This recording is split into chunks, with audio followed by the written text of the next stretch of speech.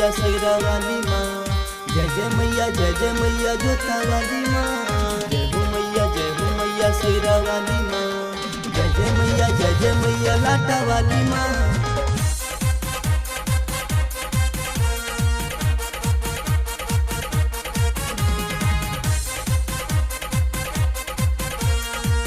Music by प्रवीण के पांडे।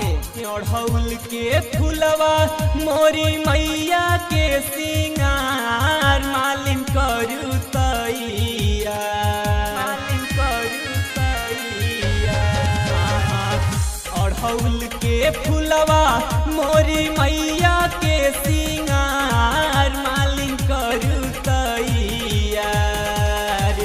शेरवा के कोई के सवारी नु हो, अहे मैया जी हमार।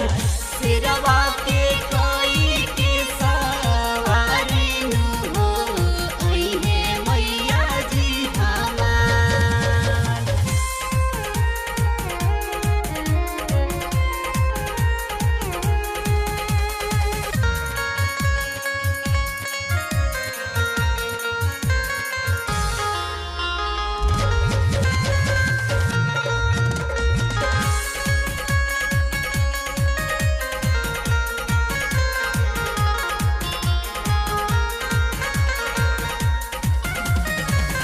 जोड़े जोड़े काला साया, जोड़े नारियारवा, जोड़े चुनरिया महंगा रे।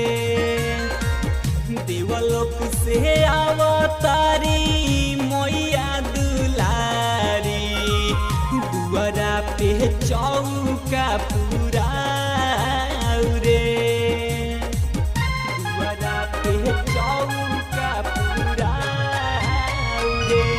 हाँ हाँ, जोड़े जोड़े काला साया, जोड़े नारियारवा, जोड़े चुनरिया मांगा रे। हो देवलोक से अवतारी मैया दुलारी, दुआरा पे चौका पूरा रे। धन भाग हो जाली धरती मयरिया, आवे जे महीना पुआर। शेरवा के कोई के सवारी नु हो, अहे मैया जी हमार। शेरवा के कोई के सवारी नु हो, अहे मैया जी हमार।